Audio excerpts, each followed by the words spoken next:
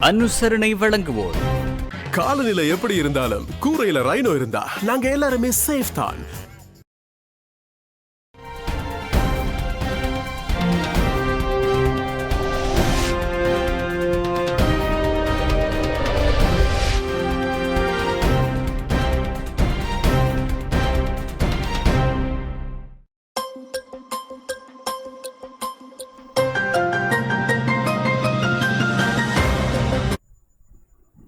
வணக்கம்.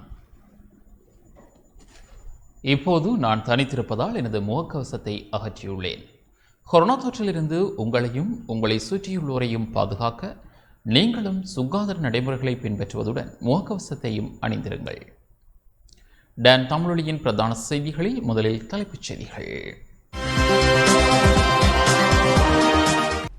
நாட்டில் சர்வாதிகார ஆட்சி முன்னெடுக்கப்படுவதாக முன்னாள் நாடாளுமன்ற உறுப்பினர் பிமல் ரத்நாயக்க தெரிவிப்பு. சேதன பசலை தீர்மானத்தில் இருந்து பின்வாங்க வேண்டாம் என ஜனாதிபதி விவசாய சங்கங்களின் பிரதிநிதிகளிடம் கோரிக்கை. நாடளாவிய ரீதியில் தாதியர்கள் சுகையின விடுமுறை தொழிற்சங்க நடவடிக்கை. நாட்டில் மேலும் 1173 கொரோனா தொற்றாளர்கள் அடையாளம். நாட்டை அபிவிருத்தியை நோக்கி கொண்டு செல்ல பணியாற்றி வருவதாக பிரதமர் மஹிந்த ராஜபக்ச தெரிவிப்பு. சீன நாட்டின் மீது வெளிநாட்டு சக்திகள் செல்வாக்கு செலுத்த முடியாது என சீன ஜனாதிபதி தெரிவிப்பு.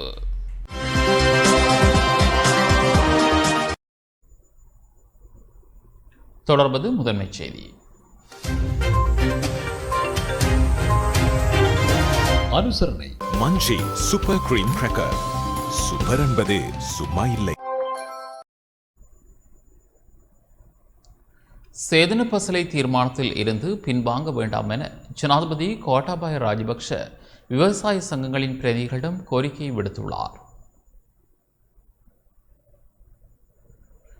சேதன பசலையை பயன்படுத்துவதற்காக எடுக்கப்பட்ட தீர்மானத்தில் இருந்து ஒருபோதும் பின்வாங்க வேண்டாம் என ஜனாதிபதி கோட்டாபய ராஜபக்ஷ மாவட்ட விவசாய சங்கங்களின் பிரதிநிதிகளிடம் கோரிக்கை விடுத்துள்ளார். இன்று முற்பகல் ஜனாதிபதி அலுவலகத்தில் இடம்பெற்ற இலங்கை தேசிய விவசாயிகள் சம்மேளனத்தின் மாவட்ட விவசாய பிரதிநிதிகளுடனான சந்திப்பின் போது நாடளாவிய ரீதியில் உள்ள 11 லட்சம் விவசாயிகள் சார்பில் இவ்வாறு கோரிக்கை விடுத்தார். பண்டைய விவசாய முறைமைகளுக்கு மீண்டும் திரும்பி மக்களுக்கு நச்சுத்தன்மையற்ற உணவை வழங்குவதே தங்களின் முக்கியமான கடமையும் பொறுப்புமாகும் என விவசாய பிரதிநிதிகள் சுட்டிக்காட்டினர். எனவே ஆரோக்கியமான எதிர்கால தலைமுறைக்காக ஜனாதிபதி மேற்கொண்டுள்ள தீர்மானத்துக்கு பாராட்டு தெரிவித்த விவசாயிகள் யுத்தத்தை முடிவுக்கு கொண்டு வந்ததைப் போல ஓர் அணியின் கீழ் இருந்து சேதன பசலை சவாலை வெற்றி கொள்வதற்கு ஜனாதிபதிக்கு ஒத்துழைப்பதாக உறுதியளித்தனர். இந்த சம்மேளனம் 11 லட்சம் விவசாயிகள், 17,000 விவசாய சங்கங்கள் மற்றும் 563 விவசாய சேவை மையங்களை உள்ளடக்கியதாகும். சேதன பசலையை அறிமுகப்படுத்தியதன் பின்னர் அரசாங்கம் நடைமுறைப்படுத்த எதிர்பார்த்துள்ள நிகழ்ச்சி திட்டம் தொடர்பில் விவசாய சங்கங்களின் பிரதிநிதிகளுக்கு ஜனாதிபதி விளக்கம் அளித்தார். இது திடீரென எடுக்கப்பட்ட முடிவு அல்ல எனவும் இதுதான் ஜனாதிபதி வேட்பாளராக சுபீட்சத்தின் நோக்கு கொள்கை திட்டத்தில் அளித்த வாக்குறுதியை நிறைவேற்றுவதாகும் எனவும் ஜனாதிபதி சுட்டிக்காட்டினார். இதற்கு முன்பிருந்த பல அரசாங்கங்கள் சேதன பசலை பயன்பாட்டின் மூலமான விவசாயத்தை அறிமுகப்படுத்துவதற்கான முயற்சிகளை முன்னெடுத்துள்ளதாகவும், இருப்பினும் அவை தோல்வி அடைவதற்கான காரணங்கள் முழுமையாக ஆராயப்பட்டு புதிய திட்டம் நடைமுறைப்படுத்தப்பட உள்ளதாகவும் ஜனாதிபதி குறிப்பிட்டார். சிலர் இதை பின்னோக்கி செல்லும் முயற்சியாக சுட்டிக்காட்ட முயற்சிக்கின்றனர் எனவும், எவ்வாறாயினும் முழு உலகிலும் ஒரு புதிய போக்காக இருக்கும் சேதன பசலையை பயன்படுத்தி நாட்டை விவசாய பொருளாதாரத்தின் புதிய பாதைக்கு கொண்டு செல்வதாக ஜனாதிபதி எடுத்துரைத்தார். இந்த கலந்துரையாடலில் ராஜாங்க அமைச்சர்களான சஷீந்திர ராஜபக்ஷ, மொஹான் டி சில்வா, சீதா அரம்பே போல ஜனாதிபதியின் செயலாளர் பி ஜாசுந்தர மற்றும் அமைச்சர்களின் செயலாளர்கள் உள்ளிட்ட அரசு அதிகாரிகள் பங்கேற்றனர்.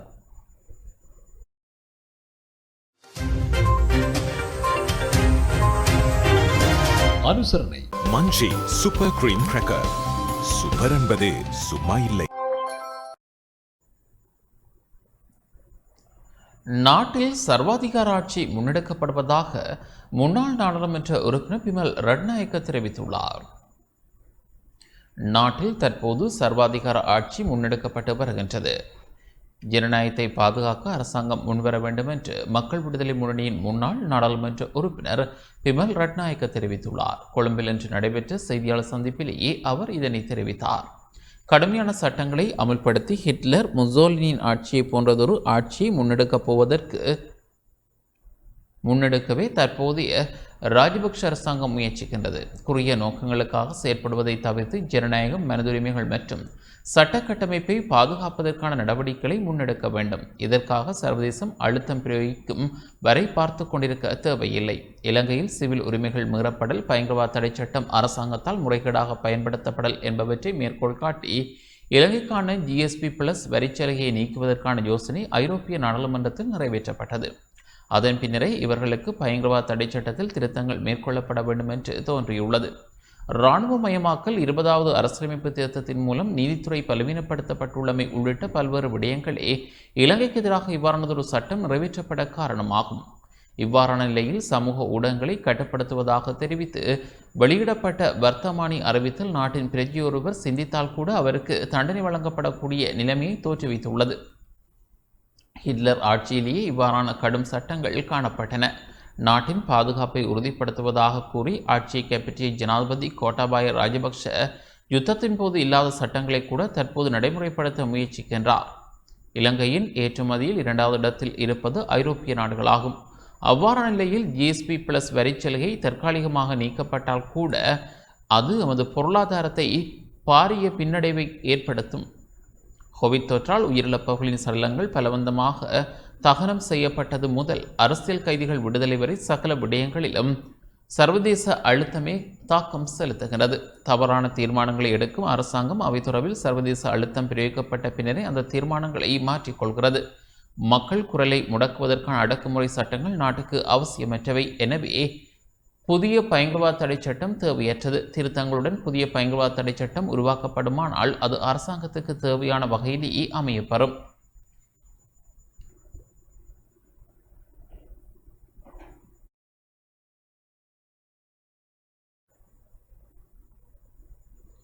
எதிர்க்கட்சியின் செயற்பாடுகள் சரியாக இடம்பெறவில்லை என நாடாளுமன்ற உறுப்பினர் ஷமன் பிரியஹர தெரிவித்துள்ளார். இலங்கை முழுவதிலும் 1,50,000 சிறுநீரக நோயாளர்கள் இருப்பதாகவும் அவர்களில் 30,000 பேர் மரணத்தின் விளிம்பில் உள்ளதாகவும் அதிர்ச்சி தகவல் வெளியிடப்பட்டுள்ளது. எதிர்க்கட்சித் தலைவர் சயித் பிரேமதாசவுக்கு தொற்றா நோய் இருப்பதால் தான் கோவிட் தடுப்பூசியை அவர் தவிர்த்துக் கொண்டிருப்பதாக ஸ்ரீலங்கா பொதுஜன முன்னணியின் நாடாளுமன்ற உறுப்பினர் ஷமன் பிரியஹர தெரிவித்துள்ளார். கொழும்பில் இன்றைய தினம் நடைபெற்ற ஸ்ரீலங்கா பொதுஜன முன்னணியின் ஊடகவியலாளர் சந்திப்பில் கலந்து கொண்டு உரையாற்றிய போதே அவர் இதனை தெரிவித்தார். இன்று அனைவரும் நோய்களால் பாதிக்கப்பட்டுள்ளோம். தொற்றாத நோய்க்கு அடிமையாகிவிட்டோம். குறிப்பாக உர இறக்குமதிக்காக 400 பில்லியன் ரூபாய் வரை செலவாகின்றது. உண்மையில் இலங்கையில் எதிர்க்கட்சியின் செயற்பாடுகள் சரிவர இடம்பெறுகின்றதா என்பது கேள்விக்குறியாகும். சயித் பிரேமதாச சிங்கள பத்திரிகையில் தெரிவித்தபடி பசலை மற்றும் விவசாய ரசாயன திரவியங்களை விவசாயிகளுக்கு வழங்கினால் இலங்கையும் இந்தியாவில் உள்ள வைசாலி நகரை போல் ஆகிவிடும் என்று கூறியுள்ளார். இன்று வரை சிறுநீரக நோயினால் பாதிக்கப்பட்ட 1,50,000 பேர் உள்ளனர் என்று மரண விளிம்பில் 30,000 பேர் இருக்கின்றனர். பொறுப்பு வாய்ந்த எதிர்க்கட்சியாக பல விடயங்களை செய்யலாம். அனைவரும் இந்த தீர்மானத்தை வரவேற்றுள்ளனர். பகுதியாக இதனை செய்யலாம் கூறுகின்றார்கள். திடீரென இந்த விடயத்தை அமல்படுத்தக்கூடாது என்பதை விவசாயிகள் கோரியுள்ளனர். சயித் பிரேமதாச கோவிட் தடுப்பூசியை பெற்றுக்கொள்ளப் போவதில்லை என்று கூறி வருகிறார். ஆனால் அது உண்மையில்லை. தடுப்பூசியை பெற்றால் மரணமடையலாம் என்ற அச்சத்தில் அவர் இருக்கின்றார். தனது வீட்டிலிருந்தே அவர் உணவை பெற்று உண்கின்றார். ஆனால் சாதாரண மக்களின் வீடுகளில் சென்று தேநீர் அருந்தும் மனிதர் அவர் அல்ல. அந்த வகையில் அவர் எப்படி விவசாயம், கரிம உரம் பற்றி பேசலாம்? இந்த எதிர்க்கட்சி தலைவர் சிங்கப்பூரில் இருந்தால் நிச்சயம் அவர் நாட்டிலிருந்து வெளியேற்றப்பட்டிருப்பார்.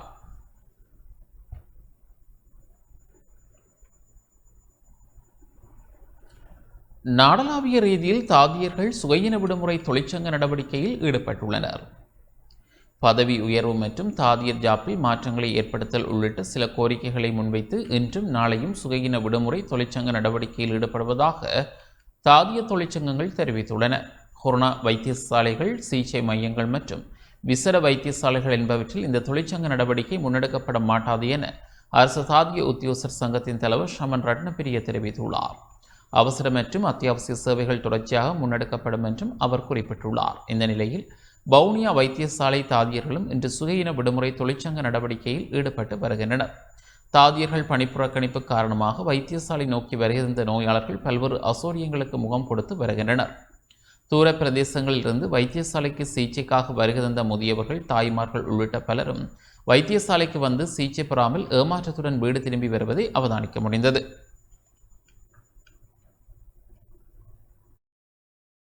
மோட்டர் சைக்கிள் வந்து விட்டு நான் கால் நடக்கல, பக்கவாதம் தீனி எல்லாம் கிடக்குது. வேந்த செய்கிற நாங்கள் அதை முதல்ல அறிவிக்கணும், இந்த பகுதி நாளைக்கு வேலை நிறுத்தம் கண்டு அறிச்சிருந்தால் தினம் பேசாமல் போட்டேன். புதிய காய்ச்சல் இஞ்சி ஓடி வந்த நேரம் ஐயா நெல்லாதங்க போங்க போங்க வேறு என்ன செய்ய வச்சு அங்கே கொண்டு கொண்டுட்டு ஒரு டெலிஃபோன் நம்பர் தந்தாங்க, கேட்டுட்டு கிளினிக் இருந்தால் வரும்.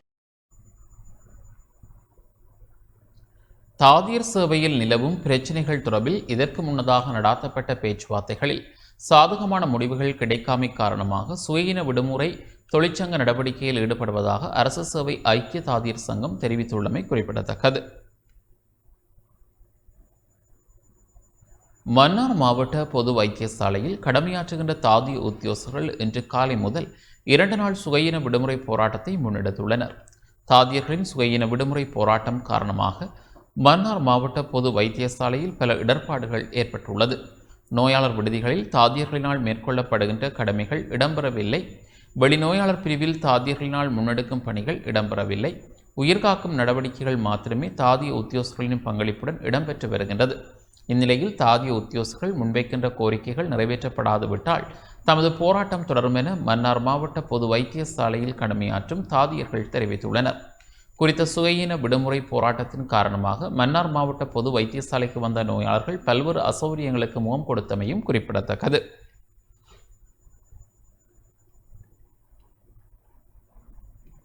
எங்களோட போராட்டத்தால் வைத்தியசாலையில் பல இடர்பாடுகள் ஏற்பட்டிருக்குது. முக்கியமாக சொல்லப்போனால் விடுதிகளில் தாதியர்களால் செய்யப்பட வேண்டிய சாதாரண கடமைகள் எதுவுமே இன்றைய நாள் நிறைவேற்றப்பட இல்லை. உயிர்காக்கும் நடவடிக்கைகள் மட்டுமே இந்த வைத்தியசாலை இன்றைய நாளில் தாதிகளால் மேற்கொள்ளப்படுது. நாங்கள் முன்வைக்கின்ற கோரிக்கைகள் தொடர்ந்தும் நிறைவேற்றப்படாத கட்டத்தில் எங்களுடைய இந்த பணிப்புறக்கணிப்பானது பிற்காலத்தில் தொடர்ச்சியாக இடம்பெறும் என்பதையும் எங்கள் தாய் சங்க அனுசரிட உங்களுக்கு தெரிவித்துக் விரும்புகிறேன். நாட்டில் மேலும் 1173 கொரோனா தொற்றாளர்கள் அடையாளம் காணப்பட்டுள்ளனர். நாட்டில் கொரோனா தொற்றால் பாதிக்கப்பட்டவர்களின் மொத்த எண்ணிக்கை 2,60,262 அதிகரித்துள்ளது. இன்று மேலும் 1173 பேருக்கு கொரோனா தொற்று உறுதிப்படுத்தப்பட்டுள்ளதாக இராணுவ தளபதி ஜெனரல் ஷவேந்திர சில்வா தெரிவித்துள்ளார். இந்த தொற்றாளர்கள் அனைவரும் சித்திரை புத்தாண்டு கொத்தனையுடன் தொடர்புடையவர்கள் ஆவர். கொரோனா தொற்றில் இருந்து மேலும் 1888 பேர் பூரணமாக குணமடைந்து வீடு திரும்பியுள்ளதாக சுகாதார அமைச்சு தெரிவித்துள்ளது. அதனால் தொற்றில் இருந்து பூரணமாக குணமடைந்தவர்களின் மொத்த எண்ணிக்கை 2,27,840 அதிகரித்துள்ளது. கொரோனா தொற்றுக்குள்ளாகி உயிரிழந்தவர்களின் மொத்த எண்ணிக்கை 3,077 அதிகரித்துள்ளது. இந்த நிலையில் குணமடைந்தவர்கள் மற்றும் உயிர் இழந்தவர்களை தவிர்த்து தற்பொழுது 29,345 தொற்றாளர்கள் வைத்தியசாலைகள் மற்றும் கொரோனா சிகிச்சை நிலையங்களில் சிகிச்சை பெற்று வருகின்றனர்.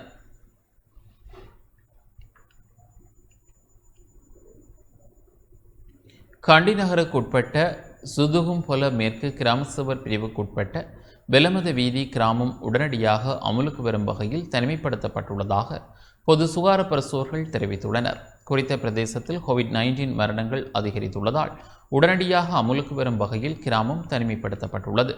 கிராமத்தில் எழுமாறாக தெரிவு செய்யப்பட்ட 167 பேருக்கு PCR பரிசோதனை மேற்கொள்ளப்பட்டதில் 71 பேருக்கு தொற்று உறுதிப்படுத்தப்பட்டுள்ளதாக கண்டி நகர ஆணையாளர் அமில நவரட்ன தெரிவித்துள்ளார்.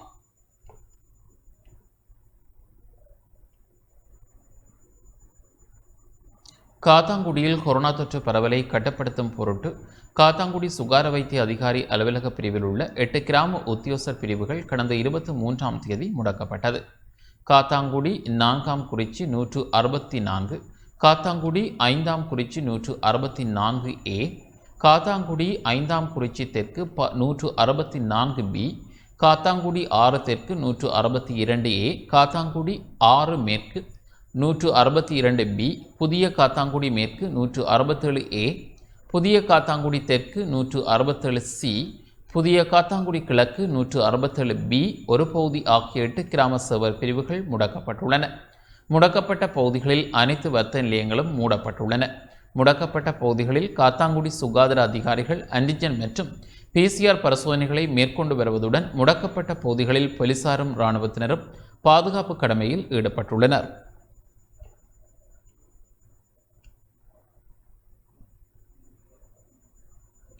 அதிகரித்து வரும் கொரோனா தொற்றாளர்களின் எண்ணிக்கையை கட்டுப்படுத்தும் வகையில் மருதமுனை பிரதேசத்தில் இன்று முதல் பயண கட்டுப்பாடுகள் விதிக்கப்பட்டுள்ளது. இன்று இரவு 10 மணி முதல் எதிர்வரும் புதன்கிழமை 7ஆம் தேதி காலை 6 மணி வரைக்கும் மருதமுனை பிரதேசத்துக்குட்பட்ட பெரிய நீலாவணை பிசி வீதி தொடக்கம் பாண்டிருப்பு சட்டியார் வீதி வரையுமான பிரதேசத்திற்குள் பொதுமக்கள் உட்பிரவேசிப்பதும் வெளியேறுவதும் முழுமையாக தடை செய்யப்பட்டுள்ளது. முடக்கப்பட்டுள்ள காலப்பகுதியில் பொதுமக்கள் சுகாதார வழிமுறைகளை இறுக்கமாக பின்பற்றி மருதமுனை பிரதேசத்திலிருந்து கொரோனாவினை முழுமையாக இல்லாதொழிப்பதற்கு பூரண ஒத்துழைப்பு வழங்குமாறும் பொதுமக்கள் கேட்டுக் கொள்ளப்பட்டுள்ளனர்.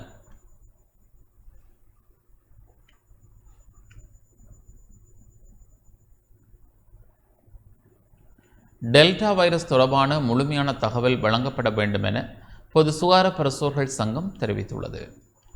டெல்டா வைரஸ் தொற்று பரவல் நாட்டை ஆபத்தான நிலைக்கு தள்ளும் என பொது சுகாதார பரிசோதகர்கள் சங்கத்தின் தலைவர் உபில் ரோகன தெரிவித்துள்ளார். எனினும் டெல்டா தொடர்பிலான போதிய புரிதலின்றிய கொரோனா வைரஸ் பரவலை தடுக்கும் பணிகள் முன்னெடுக்கப்பட்டு வருவதாகவும் அவர் சாடியுள்ளார். இது தொடர்பில் மேலும் தெரிவித்துள்ள அவர், தற்போதைய நிலையில் நாட்டில் தினமும் 2000க்கும் மேற்பட்ட கொரோனா வைரஸ் தொற்றாளர்கள் இனம் காணப்பட்டு வருகின்றனர். இவ்வாறானதொரு நிலையிலேயே டெல்டா வைரஸ் தொற்றாளர்களும் இனம் காணப்பட்டு வருகின்றனர். எனவே டெல்டா வைரஸ் தொற்று தொடர்பில் அனைத்து பிரதேசங்களுக்கும் சரியான தகவலை வழங்க வேண்டும். டெல்டா தொடர்பிலான முழுமையான தகவல் தெரியாமலேயே கொரோனா வைரஸ் பரவலை கட்டுப்படுத்தும் பணிகள் முன்னெடுக்கப்பட்டு வருகின்றன என்று அவர் மேலும் தெரிவித்துள்ளார்.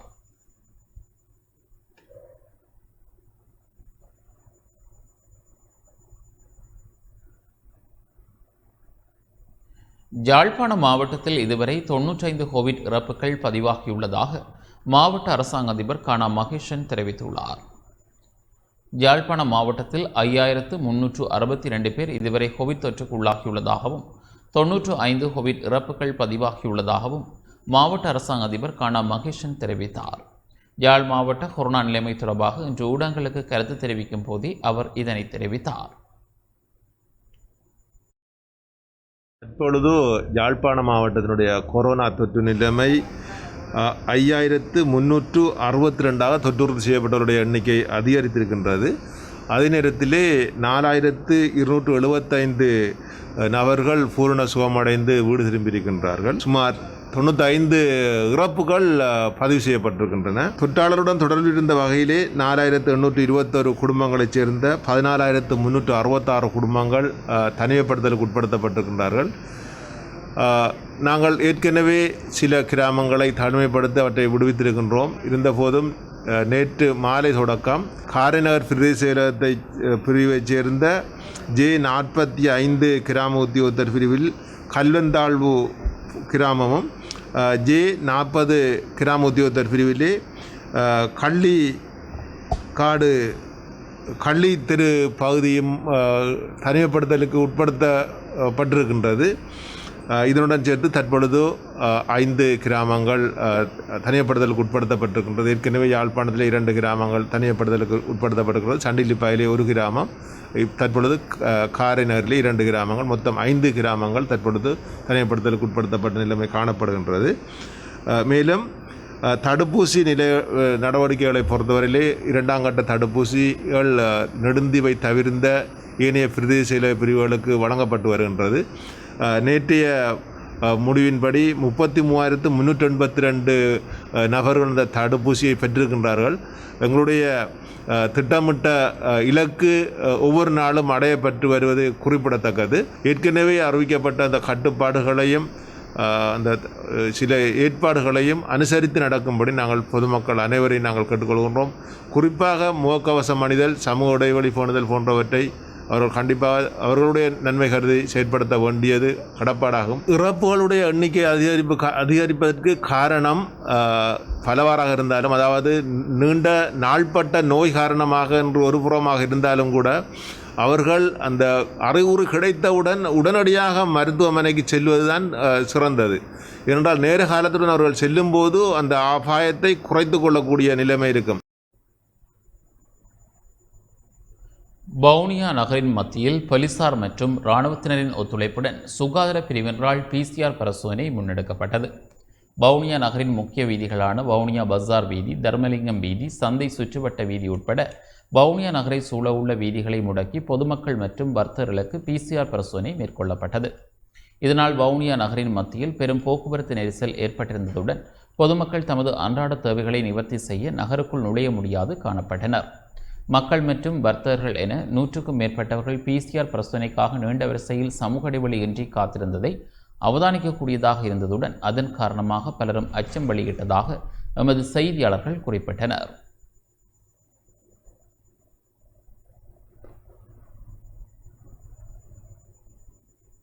யாழ் மாவட்டத்தில் COVID-19 நோய்க்கு எதிரான 2ஆம் கட்ட தடுப்பூசி வழங்கும் நடவடிக்கை முன்னெடுக்கப்பட்டு வருவதாக வடமாகாண சுகாதார சேவைகள் பணிப்பாளர் வைத்தியர் கேதீஸ்வரன் தெரிவித்துள்ளார்.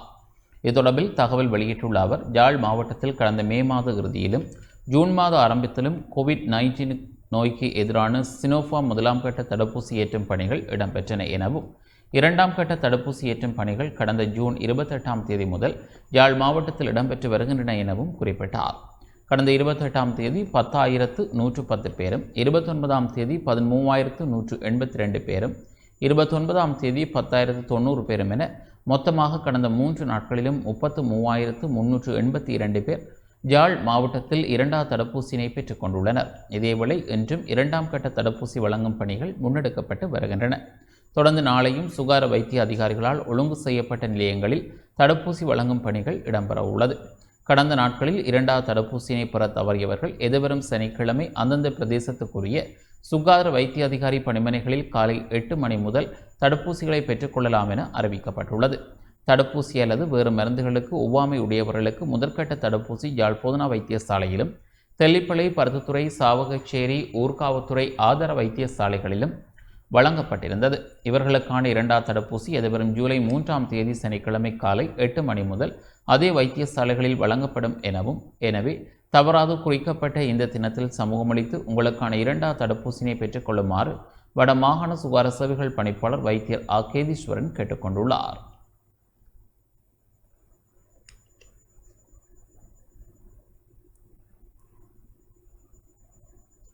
தனிமைப்படுத்தல் விதிகளை மீறிய குற்றத்துக்காக மேலும் 403 பேர் நேற்று கைது செய்யப்பட்டதாக போலீஸ் ஊடக பேச்சாளர் சிரேஷ்ட பிரதீப் போலீஸ் மா அதிபர் ரோகன தெரிவித்துள்ளார். அதன் அடிப்படையில் இதுவரை 45,935 பேர் தனிமைப்படுத்தல் விதிகளை மீறியமைக்காக கைது செய்யப்பட்டுள்ளனர். இதேவேளை போக்குவரத்து கட்டுப்பாடுகளை மீறி நேற்றைய தினம் மேல் மாகாணத்துக்குள் நுழைய முயற்சித்த 59 வாகனங்கள் திருப்பி அனுப்பப்பட்டுள்ளதாகவும் போலீஸ் ஊடக பேச்சாளர் தெரிவித்துள்ளார்.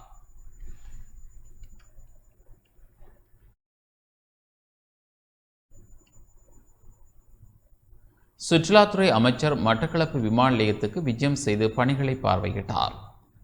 சுற்றுலாத்துறையினை மேம்படுத்தும் திட்டத்தின் கீழ் மக்கள் மயப்படுத்தப்பட உள்ள மட்டக்களப்பு விமான நிலையத்துக்கு விஜயம் செய்த அமைச்சர் அங்கு விமான நிலையத்தின் பணிகளை பார்வையிட்டார்.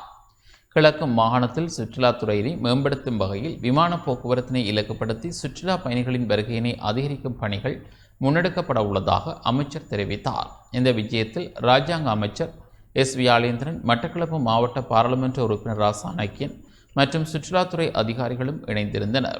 மட்டக்களப்பு விமான நிலையத்திற்கு அதிகளவான விமானங்கள் வந்து செல்லவும் குறைந்த செலவில் விமான பயணங்களை முன்னெடுக்கவும் நடவடிக்கை எடுக்கப்பட உள்ளதாக அமைச்சர் இதன்போது தெரிவித்தார்.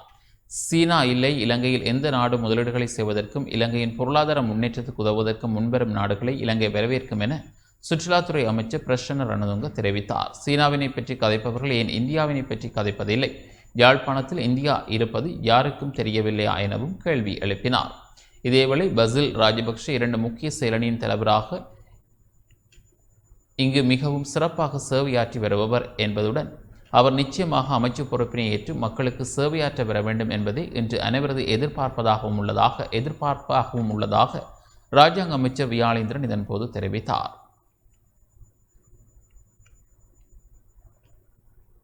கௌரவ பசில் ராஜபக்ச அவர்கள் இருந்த காலகட்டத்தில் உங்களுக்கு தெரியும், வடக்கின் வசந்தம் கிழக்கின் உதயம் என்ற அடிப்படையிலே பல்வேறுபட்ட வேலை திட்டங்களை முன்னெடுத்து சென்றவர். அதே நேரத்திலே தற்போது கூட ஜனாதிபதி செயலணியிலே முக்கிய செயலணியினுடைய 2 செயலணிக்கு பொறுப்பாக இருந்து நாட்டினுடைய பொருளாதார வளர்ச்சியிலே கூடுதலான கவனத்தை செலுத்தி வருகின்றவர். ஆகவே அவர் கட்டாயம் பாராளுமன்றத்துக்கு வர வேண்டியதும், அதே நேரத்திலே பொருளாதார ரீதியான அந்த அமைச்சை, நிதி தொடர்பாக பேசப்படுகின்ற அமைச்சையும் அவர் பெற்றுக்கொண்டு நிச்சயமாக இந்த நாட்டுக்கு அவருடைய சேவையை வழங்க வேண்டும் என்பது எங்களுடைய எதிர்பார்ப்பாகவும் இருக்கின்றது. நீர்ப்பாசன செழுமை திட்டம் சௌபாக்கியா முன்னேற்பாடு கலந்துரையாடல் இன்று யாழ்ப்பாணத்தில் இடம்பெற்றது. கிராம அபிவிருத்தி குளங்கள் நீர்ப்பாசன ராஜாங்க அமைச்சர் அனுராதா ஜெயரட்னவின் பங்கேற்புடன் நீர்ப்பாசன செழுமை திட்டம் சௌபாக்கியா முன்னேற்பாடு கலந்துரையாடல் யாழ் மாவட்ட சில கேட்போர் கூடத்தில் இன்று இடம்பெற்றது.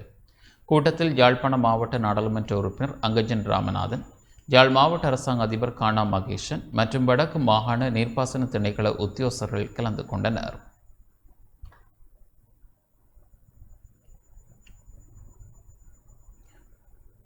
கூட்டத்தின் பின் ஊடகங்களுக்கு கருத்து தெரிவித்த ராஜாங்க அமைச்சர் அனுராதா ஜெயரட்ன, தற்போதுள்ள அரசாங்கமானது நீர்ப்பாசன கிராமிய அபிவிருத்தி அமைச்சுக்கு பல கோடி ரூபாய் நிதியினை ஒதுக்கியுள்ளதாக தெரிவித்தார்.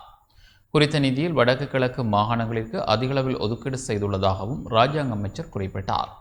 ஏற்கனவே பல குளங்கள் புறமைப்பு செய்வதற்கான முன்னேற்பாடுகள் இடம்பெற்றிருந்த நிலையில் மேலதிகமாக ஒரு தொகுதி குளங்களை தூர்வாருவதற்கான முன்னேற்பாட்டு கூட்டம் இன்றைய தினம் மாவட்ட சேலத்தில் இடம்பெற்றது. எனினும் எதிர்வரும் மாத இறுதிக்குள் பெரும்பாலான குளங்கள் தூர்வாரப்பட்டு விவசாயிகளுக்குரிய நீர் தேவையினை வடக்கு மாகாணத்தில் பூர்த்தி செய்வதற்குரிய அனைத்து வேலை திட்டங்களும் முன்னெடுக்கப்பட உள்ளதாகவும் ராஜாங்க அமைச்சர் அனுராதா ஜெயரட்ன தெரிவித்தார்.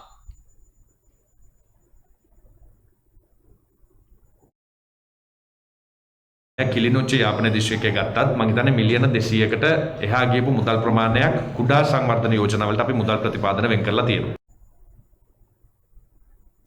நுவரெலியா கொட்டியாக்கலை கீழ்பிரிவு தொழிலாளர்களின் உண்ணாவிரத போராட்டம் இன்று 2வது நாளாகவும் முன்னெடுக்கப்பட்டுள்ளது. நுவரெலியா பகவந்தலாவ கொட்டியாக்கலை பிரதேசம் சுய தனிமைப்படுத்தப்பட்ட பிரதேசமாக அறிவிக்கப்பட்டுள்ள போதிலும் கொட்டியாக்கலை கீழ்பிரிவு தொழிலாளர்களின் உண்ணாவிரத போராட்டம் இன்று 2வது நாளாகவும் முன்னெடுக்கப்பட்டுள்ளது. 1000 ரூபாய் நாட்சம்பளத்துக்கு 18 கிலோ பச்சை கொழுந்து பறிக்க வேண்டும் என கடந்த 3 மாத காலமாக கொட்டியாக்கலை தோட்ட நிர்வாகம் தொழிலாளர்களுக்கு அழுத்தம் கொடுத்து வருவதை எதிர்த்து கொட்டியாக்கலை கீழ்பிரிவு தொழிலாளர்கள் அடையாள உண்ணாவிரத போராட்டத்தை நேற்று முதல் ஆரம்பித்துள்ளனர். கொட்டியாக்கலை தேயிலை தொழிற்சாலைக்கு அருகில் ஆரம்பமாகிய உண்ணாவிரத போராட்டத்தின் 2வது நாளான இன்று சுமார் 200 பேர் வரை பங்கேற்றனர். இந்நிலையில் இன்று போராட்ட இடத்துக்கு சென்ற ஹேட்டன் போலீஸ் பிரதேச உதவி போலீஸ் அத்தியட்சகர் ரசிக ரெட்நாயக்க உண்ணாவிரத போராட்டக்காரர்களுடன் கலந்துரையாடலில் ஈடுபட்டார். மக்களின் போராட்டத்துக்கு தாங்கள் எதிரானவர்கள் அல்ல எனவும், ஆனால் பொகவந்தலாவ பொது சுகார காரியாலயத்துக்கு உட்பட்ட கொட்டியாக்கலை கீழ்பிரிவில் கடந்த 29ஆம் தேதி 37 பேருக்கு மேற்கொண்ட PCR பரிசோதனை அறிக்கை இன்று கிடைக்கப் பெற்றதில் 18 பேருக்கு தொற்று உறுதி செய்யப்பட்டுள்ளதாக பிரதேச உதவி போலீஸ் அத்தியட்சகர் குறிப்பிட்டார். ஆகவே சுகாதார பிரிவின் ஆலோசனைக்கு அமைய எதிர்வரும் 14 நாட்களுக்கு கொட்டியாக்கலை கீழ்பிரிவு சுயதனிமை பிரதேசமாக அறிவிக்கப்பட்டுள்ளதாகவும், இந்த பகுதிக்குள் யாரும் வெளியே செல்லவோ உள்நுழையவோ தடை செய்யப்பட்டுள்ளதாகவும், அதனால் போராட்டத்தில் ஈடுபடுவதை தவிர்க்குமாறும் பிரதேச உதவி போலீஸ் அத்தியட்சகர் கேட்டுக்கொண்டார். எனினும் உண்ணாவிரத போராட்டத்தில் ஈடுபட்டவர்கள் தங்களது உயிர் இந்த இடத்திலே பிரிந்தாலும் பரவாயில்லை எனவும், தங்களுக்கான தீர்வு கிடைக்கும் வரை போராட்டத்தை கைவிடப் போவதில்லை எனவும் தெரிவித்து உண்ணாவிரத போராட்டத்தை முன்னெடுத்து வருகின்றனர். நாளாக நாங்கள் இதை ஆரம்பிச்சிருக்கோம். எங்களுக்கு சரியான முடிவு கிடைக்கும் வரை இந்த உண்ணாவிரதம் தொடரும். அரசாங்கம் வர்த்தமானியில் அறிவிச்சு 6 ரூபா சம்பளம், ஆனால் இந்த கம்பெனி 12 கிலோ எடுக்க சொல்லி எங்களுக்கு கடுக்குடியாக இருக்குது. எங்களுக்கு 13 கிலோவுக்கு மேலே எடுக்க இல்லை. மலையத்தில் இருக்கின்ற அரசியல்வாதிகளுக்கு கவனத்துக்கான ஒரு வேண்டுகோள் என்னவென்னா, நைட்டு எங்களோட கௌரவத்துக்கு கம்பளம் காய்ச்சிருந்தாரு, கௌரவ வடிவேல் சுரேஷ் காய்ச்சிருந்தாரு. இன்னும் ஏனைய பாராளுமன்ற உறுப்பினர் யாரும் கதைக்கல. அவங்களும் எல்லாம் ஒன்றா இணைந்து எங்களுக்கான இந்த நாங்கள் தீர்வினை பெற்றுக் கொடுக்குமாறு வேண்டுவதோடு, தொடர்ந்து நாங்கள் எங்கள் தோட்டத்தில் இன்றைக்கு காலகட்டத்தில் 13 கிலோ தான் கொழுந்து பறிச்சுக்கிட்டு இருக்கோம். இப்போ அதிகப்படியாக 18 கிலோ பறிக்க சொல்லி மேலதிகமாக 5 கிலோ பறிக்க சொல்கிறாங்க. அது எங்களுக்கு கஷ்டமான ஒரு வேலை. இதை எங்களுடைய கௌரவ ஜனாதிபதிக்கும் பிரதமருக்கும் எடுத்து சொல்லி எங்களுடைய இந்த பிரச்சனைக்கு ஒரு நல்ல முடிவுகளை எடுத்து தருமாறு வேண்டுகிறோம். நாட்டை பாதுகாக்க மக்கள் விழிப்படைய வேண்டும் என முன்னாள் நாடாளுமன்ற உறுப்பினர் ராமலிங்கம் சந்திரசேகர் தெரிவித்துள்ளார். தற்போதைய ஆட்சியாளரிடமிருந்து நாட்டை பாதுகாக்க மக்கள் விழிப்படைய வேண்டும் என மக்கள் விடுதலை முன்னணியின் யாழ்ப்பாண மாவட்ட அமைப்பாளரும் முன்னாள் நாடாளுமன்ற உறுப்பினருமான ராமலிங்கம் சந்திரசேகர் தெரிவித்துள்ளார். இன்று யாழ்ப்பாணத்தில் உள்ள கட்சி அலுவலகத்தில் நடாத்திய ஊடக சந்திப்பில் இவ்வாறு குறிப்பிட்டார். அடக்குமுறையை மேலும் வலுப்படுத்துவதற்கான சட்டமூல கேபினட் அங்கீகரிக்கப்பட்டிருக்கின்றது. அந்த சட்டம் அடக்குமுறையை மேலும் வலுப்படுத்துவதற்கான சட்டமூல கேபினட் அங்கீகரிக்கப்பட்டிருக்கின்றது. அந்த சட்டம் உண்மையிலே நடைமுறைக்கு வருமாக இருந்தால் பயங்கரவாத தடுப்பு சட்டத்தை விட மோசமான பல்வேறு சரத்துக்கள் உள்ளடக்கப்பட்டிருக்கின்ற சட்டமாகவே வரப்போகின்றது. ஜிஎஸ்பி சலுகை $6 பில்லியன் எங்களுக்கு வருமானமாக கிடைத்தது. அதை நிறுத்துவதற்கு ஏதுவான நடவடிக்கைகள் எடுக்கப்பட போவதாக குறிப்பிடுகின்றார்கள். அரசியல் கைதிகளுடைய விடுதலை என்பது நியாயமான விடுதலையாகும். இந்த அரசியல் கைதிகளுடைய விடுதலைக்கு மறைவாக இருந்து கொண்டு தாங்களுடைய நண்பர்களை விடுதலை செய்வதற்கு ஏதுவான நடவடிக்கையே இந்த அரசாங்கம் எடுத்திருக்கின்றது என்பதை இந்த இடத்தில் நாங்கள் குறிப்பிட்டாக வேண்டும். பெசில் ராஜபக்சவின் வருகை என்பது இந்த நாட்டு மக்களுடைய நன்மைக்கான வருகை என்று இந்த நாட்டில் இருக்கின்ற ஒரு சில அமைச்சர்கள் இன்றைக்கு கூறுவதை செவிமடுக்கக்கூடியதாக இருக்கின்றது. மஹிந்த ராஜபக்ச அவர்களும் கோட்டாபே ராஜபக்ச அவர்களும் தோல்வி அடைந்தவர்கள், அவர்கள் ஃபெயில் ஆகியிருக்கின்றார்கள் என்பது இதன் மூலமாக தெரிய வருகின்றது. டாலரை பெற்றுக்கொள்வதற்காக எங்களது நாட்டின் எதிர்கால சந்ததியினருக்கு சொந்தமான கடல் வளத்தையே அழித்து நாசமாக்குகின்ற அரசியல்வாதிகளாகவே இந்த நாட்டில் அரசியல்வாதிகள் கடல் தொழில் மூலமாக ஏற்பட்டிருக்கின்ற அழிவுகளுக்கு பொறுப்பு கூற வேண்டிய 2 அமைச்சர்களும் மக்களுக்கு தண்ணி காட்டுகின்ற வேலையை செய்கின்றார்கள் என்பது இன்றைக்கு தெரிய வரும். இவ்வாறான பொய் கூறுகின்ற அமைச்சர்கள் வேறு நாட்டிலேயா இருந்திருந்தால், முன்னேறிய நாடுகளில் இருந்திருந்தால் உடனடியாக பதவி விலகி இருப்பார். இவர்களிடமிருந்து எமது நாட்டையும் எமது கடல் வளத்தையும் பாதுகாத்துக் கொள்வதற்காக மக்கள் விழிப்படைந்து முன்வர வேண்டும் என்று நாங்கள் மிக மிக வினயமாக கேட்டுக்கொண்டோம். கிளிநொச்சி கல்மடு நகர் பகுதி மக்கள் காட்டு யானைகளின் அட்டகாசத்தினால் தினமும் பாதிக்கப்பட்டுள்ளனர். கிளிநொச்சி கண்டாவளை பிரதேச பிரிவுக்குட்பட்ட கல்மடு நகர் பகுதியில் தினமும் காட்டு யானைகளின் அட்டகாசத்தின் மத்தியில் பல துன்பங்களை அனுபவித்து வருவதாக அப்பகுதி மக்கள் கவலை வெளியிட்டுள்ளனர். வாழ்வாதாரத்தை மேம்படுத்தும் நோக்கில் சிறுதானிய செய்கை, மரவள்ளி, வாழை, பலா என பல பயிர்கள் மேற்கொண்டு இருந்த போதிலும் தினமும் காட்டு யானைகளின் அட்டகாசத்தால் அவை அழிக்கப்பட்டு வருகின்றன.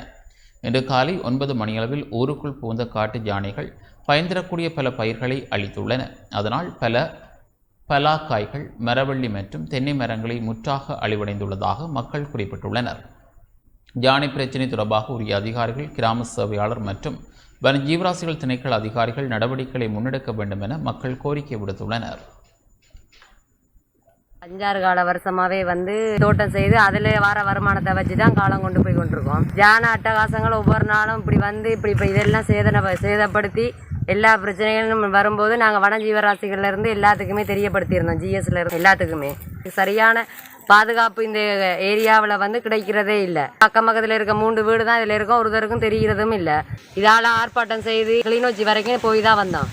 ஆனால் எந்த ஒரு நடவடிக்கையுமே இது வரைக்கும் எடுக்கல. எங்களுக்கு சரியான ஒரு பாதுகாப்பு வேணும். 3வது நாடொன்றுடன் இணைந்து கூட்டு பயிற்சியில் ஈடுபடுவதற்கான இலங்கை வான்பரப்பை பயன்படுத்துவதற்கான எந்தவொரு கோரிக்கைகளும் முன்வைக்கப்படவில்லை என இந்தியா தெரிவித்துள்ளது. 3வது நாடொன்றுடன் இணைந்து கூட்டு பயிற்சியில் ஈடுபடுவதற்காக இலங்கை வான்பரப்பை பயன்படுத்துவதற்கான எந்தவொரு கோரிக்கைகளும் அண்மைய காலங்களில் முன்வைக்கப்படவில்லை என இந்தியா தெரிவித்துள்ளது. இது தொடர்பில் இந்திய உயர்ஸ்தானிகர் ஆலய பேச்சாளரினால் வெளியிடப்பட்டுள்ள அறிக்கை ஒன்றை முன்வைத்துள்ளார். 3ஆம் நாடொன்றுடன் இணைந்து கூட்டு இராணுவ பயிற்சியில் ஈடுபடுவதற்காக இலங்கையின் வான்பரப்பை பயன்படுத்த இந்தியா விடுத்த கோரிக்கையை இலங்கை அதிகாரிகள் நிராகரித்திருப்பதாக சில ஊடகங்களில் செய்திகள் வெளியாகியுள்ளன. இவை முற்றிலும் உண்மைக்கு புறம்பான செய்தியாகும். 3வது நாடொன்றுடன் இணைந்து கூட்டு பயிற்சியில் ஈடுபடுவதற்காக இலங்கை வான்பரப்பை பயன்படுத்துவதற்கான எந்தவொரு கோரிக்கைகளும் அண்மைய காலங்களில் இந்தியாவால் விடுவிக்கப்பட்டிருக்கவில்லை எனவும் அந்த அறிக்கையில் மேலும் குறிப்பிடப்பட்டுள்ளது.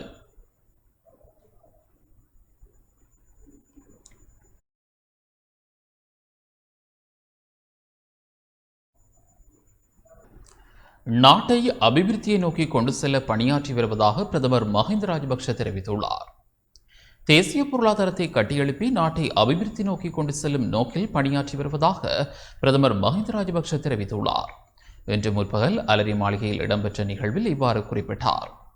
நாடளாவிய ரீதியில் 500 கிராமங்களை சௌபாக்கியா உற்பத்தி கிராமங்களாக அபிவிருத்தி செய்யும் ஆரம்ப நிகழ்வு இன்று நடைபெற்றது. அதற்கமைவாக நுவரெலியா, மந்தாரம் நுவர, போஞ்சிவிதை மற்றும் கோப்பி உற்பத்தி கிராமம், பேராதனை, உடுரிய கொல்ல, மலர் உற்பத்தி கிராமம் மற்றும் ஜாழ்ப்பாணம் சண்டிலிப்பாய், பிரான்பற்று, நல்லெண்ணெய் உற்பத்தி கிராமம் என்பன சௌபாக்கியா உற்பத்தி கிராமம் என பெயரிடப்பட்டு அதற்கான டிஜிட்டல் நினைவு பலகைகள் பிரதமர் தலைமையில் திறந்து வைக்கப்பட்டன. குருநாகல், கனேவத்த, கும்புகேட கிராமம் மற்றும் கம்பகா, மேரிக்கம, கீனத்தினிய கிராமத்தில் நிர்மாணிக்கப்பட்ட சௌபாக்கியா ஜெனகசே நாவதன் வீட்டு உரிமையாளர்களிடம் கையளிக்கப்பட்டது. மக்களுக்கு செயற்திறனான மற்றும் துரித சேவையை வழங்குவதற்கு சமுத்தி வதிவிட பொருளாதார நுண்ணிதிய சுயதொழில் மற்றும் தொழில் அபிவிருத்தி ராஜாங்க அமைச்சினால் இன்று முதல் எதிர்வரும் 7ஆம் தேதி வரை சௌபாக்கியா சமுத்தி வாரம் பிரகடனப்படுத்தப்பட்டுள்ளது. இந்த நிகழ்வில் அமைச்சர்களான ஜான்ஸ்டன் பெர்னாண்டோ, சிபி ரட்நாயக்க, நாமல் ராஜபக்ஷ, ரமேஷ் பத்ரன, ராஜாங்க அமைச்சர்களான ஜெஹான் ஷர்மசிங்க, காஞ்சன விஜயசேகர, ஐத்னிவாட் கப்ரால், பிரதமரின் சலால காமினி ஷரத், மத்திய வங்கி ஆளுநர் WD லக்ஷ்மன், சமுத்தி பணிப்பாளர் நாயகம் திலகஸ்ரீ உள்ளிட்ட பலர் கலந்து கொண்டனர். சௌபாக்கியா உற்பத்தி கிராமம் ஆரம்ப நிகழ்வில் உரையாற்றிய பிரதமர் மஹிந்த ராஜபக்ஷ கொரோனா தொற்று நிலைமையை காரணம் காட்டி அரசாங்கம் ஒன்றும் செய்யவில்லை என்பதை வெளிப்படுத்த எதிர்க்கட்சி முயற்சிப்பதாக தெரிவித்தார். சமுத்தி திட்டத்தின் ஊடாக அன்று கொடுப்பனவுகளை பெற்றவர்கள் இன்றும் கொடுப்பனவுகளை பெற்றுக்கொண்டு இருப்பார்களாயின் நமது எதிர்பார்ப்பு இன்னும் நிறைவேற்றப்படவில்லை என்பதே அதன் மூலம் வெளிப்படுத்தப்படுகின்றது. சமுத்தி கொடுப்பனவுகளை வழங்குவதன் மூலம் மாத்திரம் யாரும் செல்வந்தராக முடியாது. அவர்களுக்கு சரியான வருமான மார்க்கத்தை உருவாக்கி கொடுத்து உரிய முறையில் வழிகாட்ட வேண்டும். அதனை உணர்ந்து அன்று நாம் மஹிந்த சிந்தனை ஊடாக சமுத்தி திட்டத்தை பலப்படுத்த நடவடிக்கை மேற்கொண்டோம். சமுத்தி பயனாளர்களின் குடும்பங்களை சேர்ந்த இளைஞர் யுவதிகளை தொழிற்பயிற்சி திட்டங்களுக்கு வழிநடாத்தி திறமையான பணியாளர்களாக உருவாக்கினோம். அதன் மூலம் பல தொழில் முனைவோர்களை உருவாக்க முடிந்தது என நாம் நம்புகின்றோம். கொரோனா தொற்று நிலைமைக்கு மத்தியில் முழு உலகமும் பல்வேறு இக்கட்டான சூழ்நிலைகளுக்கு உள்ளாகியுள்ளது. நமது நாடும் அப்பிரச்சனைகளுக்கு முகம் கொடுத்துள்ளது. ஆனால் அனைவரதும் ஒத்துழைப்புடன் தடுப்பூசி ஏற்றும் திட்டத்தை முறையாக முன்னெடுத்து செல்ல எமக்கு இன்று முடிந்துள்ளது. அது தொடர்பில் மக்கள் நம்பிக்கையுடன் செயலாற்றுகின்றமை அரசாங்கத்திற்கு வழங்கும் பலம் என்பதை இங்கு நினைவூட்ட வேண்டும். தேசிய பொருளாதாரத்தை கட்டியெழுப்பி நாட்டை அபிவிருத்தி நோக்கி கொண்டு செல்லும் நோக்கில் நாம் பணியாற்றி வருகின்றோம். இன்று ஆரம்பிக்கப்படும் இவ்வேலை திட்டத்தின் ஊடாக கிராம மக்களை நேரடியாக நாட்டின் உற்பத்தி செயற்பாட்டில் பங்களிக்க செய்ய வாய்ப்புள்ளது. அவர்களுக்கு மாற்று வருமான மார்க்கம் ஏற்படுவதன் மூலம் அவர்களது வாழ்க்கை நிலையும் உயர்வடையும். கொரோனா தொற்று நிலைமையை காரணம் காட்டி நாம் ஒன்றும் செய்யாதிருப்பதை காணவே எமது எதிர்க்கட்சி விரும்புகிறது. கொரோனா இல்லாத காலத்திலும் ஒன்றும் செய்யாதவர்கள் தற்போது ஆட்சியில் இருந்திருந்தால் என்ன நடந்திருக்கும் என்பதை கண்டிருக்கலாம்.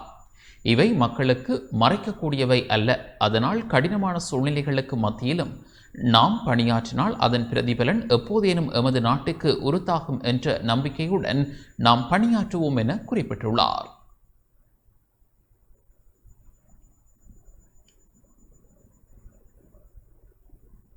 ඒ නිසා දුෂ්කරතා බැද අපි වැඩ කළොත් ඒ ප්‍රතිඵලය කවදා හරි මේ රටට ආර්ථිකය ශක්තිමත් කරමින් රටේ ආර්ථිකය ශක්තිමත් කරන්න කැපවන රාජ්‍ය ඇමතිතුමා මාත්‍යංශ ஜனாதிபதி கோட்டாபய ராஜபக்ஷவின் சுபீட்சத்தின் நோக்கு என்ற திட்டத்தின் கீழ் கிராமிய தொழில்துறையை விருத்தி செய்யும் விதமாக சௌபாக்கிய உற்பத்தி கிராமங்கள் உருவாக்கப்பட்டுள்ளன. இன்றைய தினம் இந்த திட்டத்தின் தேசிய அங்குரார்ப்பண நிகழ்வில் கலந்து கொண்ட பிரதமர் மஹிந்த ராஜபக்ஷ சௌபாக்கிய உற்பத்தி கிராமங்களை நிகழ்நிலை தொழில்நுட்பத்தின் ஊடாக அங்குரார்ப்பணம் செய்து வைத்தார். யாழ்ப்பாண சௌபாக்கிய உற்பத்தி கிராமங்களில் ஒன்றான சண்டிலிப்பாய் பிரதேச செயலாளர் பிரிவுக்குட்பட்ட பண்டத்தரிப்பு பிரான்பற்று கிராமத்தின் அங்குரார்ப்பண நிகழ்வு நாடாளுமன்ற குழுக்களின் பிரதி தவிசாளரும் யாழ் மாவட்ட ஒருங்கிணைப்பு குழுவின் இணைத்தலைவருமான அங்குஜன் ராமநாதனால் மேற்கொள்ளப்பட்டது. இதன்போது பாரம்பரிய முறையிலான எள்ளெண்ணெய் உற்பத்தி தொழில் ஆரம்பித்து வைக்கப்பட்டது. அத்தோடு பயனாளிகளுக்கான காசோலைகளும் வழங்கி வைக்கப்பட்டன. இந்த நிகழ்வில் யாழ் மாவட்ட அரசாங்க அதிபர் கானா மகேஷன், மேலதிக அரசாங்க அதிபர் எஸ் முரளிதரன், சண்டிலிப்பாய் பிரதேச செயலக செயலாளர், கிராம சேவையாளர் உள்ளிட்ட அரசு அதிகாரிகள் பிரான்பற்று கிராமத்தின் பயனாளிகள் கலந்து கொண்டிருந்தமை குறிப்பிடத்தக்கது. நலிவுற்ற குடும்பங்களின் வாழ்வாதாரத்தை மேம்படுத்தும் சௌபாக்கிய வாரம் தேசிய நிகழ்ச்சி திட்டம் கிளிநொச்சியிலும் ஆரம்பித்து வைக்கப்பட்டுள்ளது. மாவட்ட அங்குரார்ப்பண நிகழ்வு கண்டாவளை பிரதேச செயலாளர் தானா பிருந்தாகரன் தலைமையில் பிரமந்தனாறு பிரதேசத்தில் இடம்பெற்றது. நிகழ்வில் கிளிநொச்சி மாவட்ட அரசாங்க அதிபர் ரூபவதி கேதீஸ்வரன், மாவட்ட ஒருங்கிணைப்பு குழு இணைப்பாளர் வைத்தவநாதன் உள்ளிட்ட பலர் கலந்து கொண்டனர். திட்டத்தின் கீழ் கண்டாவளை பிரதேச செயலக பிரிவில் 240 பேர் உள்வாங்கப்பட்டுள்ளதுடன் இன்று 45,000 ரூபாய் பெறுமதியான வாழ்வாதார உதவித்தொகை வழங்கி வைக்கப்பட்டதுடன் 2021-2022 ஆண்டுக்கான ஷிப்துர புலமை பரிசில்களும் வழங்கி வைக்கப்பட்டது. இந்த நிலையில் சமுத்தி பயனாளிகளுக்கான இலவச மின்சாரம் வழங்கும் வேலை திட்டமும் ஆரம்பித்து வைக்கப்பட்டுள்ளது. ஏறாவூர் மீராக்கணி பிரதேசத்தில் அமைக்கப்பட்ட நிரந்தர வீட்டினை பயனாளிகளிடம் கையளிக்கும் நிகழ்வு இன்று காலை நடைபெற்றது. பிரதேச செயலாளர் திருமதி நிகாரா மஹூத் பிரதம அதிதியாக கலந்து கொண்டு சம்பிரதாயபூர்வமாக வீட்டினை கையளித்தார். இவ்வீட்டினை நிர்மாணிப்பதற்கென சமுத்தி அபிவிருத்தி திணைக்களத்தின் 6 லட்சம் ரூபாய் நிதி உதவியுடன் பயனாளியின் பங்களிப்பு மற்றும் நன்கொடைகளை கொண்டு அனைத்து வசதிகளையும் உள்ளடக்கியதாக சுமார் 15 லட்சம் ரூபாய் பெறுமதியான வீடு அமைக்கப்பட்டுள்ளது. ஆலியடிவேம்பு பிரதேச செயலாளர் பிரிவில் நாவற்காடு பிரதேசத்தில் அமைத்துக் கொடுக்கப்பட்ட வீடானது ஜூலை மாதம் 1ஆம் தேதி முதல் ஜூலை 7ஆம் தேதி வரையாக அமுல்படுத்தப்பட்டுள்ள சௌபாகியா வாரத்திற்கு அமைவாக இன்றைய தினம் திறந்து வைக்கப்பட்டது. ஆலியடிவேம்பு பிரதேச செயலாளர் பீனா பபாகரனின் அறிவுறுத்தலுக்கு அமைய சமுத்தி தலைமையக முகாமையாளர் என் கிருபாகரன் தலைமையில் இன்று இடம்பெற்ற வீடை கையளிக்கும் நிகழ்வில் பிரதேச செயலக கணக்காளர் கானா பிரகஸ்பதி கலந்து கொண்டு வீட்டினை திறந்து வைத்தார்.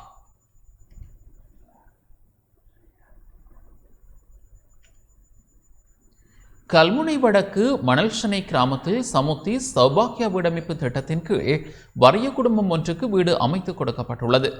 புதிதாக அமைக்கப்பட்டுள்ள இவ்வீட்டினை பயனாளியிடம் கையளிக்கும் நிகழ்வு கல்முனை வடக்கு பிரதேச செயலாளர் TJ அதிசிராஜ் தலைமையில் நடைபெற்றது. சமுத்தி திணைக்களத்தினால் வழங்கப்பட்ட 2 லட்சம் ரூபாய் நிதியுடன் பயனாளியின் 6 லட்சம் ரூபாய் நிதி பங்களிப்புடன் 8 லட்சம் ரூபாய் செலவில் இவ்வீடு அமைத்துக் கொடுக்கப்பட்டுள்ளமை குறிப்பிடத்தக்கது.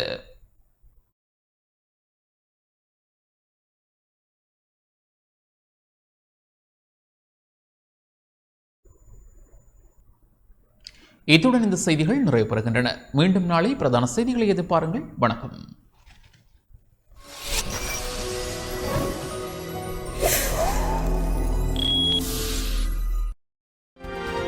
அனுசரணை வழங்கியோர். காலநிலை எப்படி இருந்தாலும் கூரையில ரைனோ இருந்தா நாங்க எல்லாருமே சேஃப் தான்.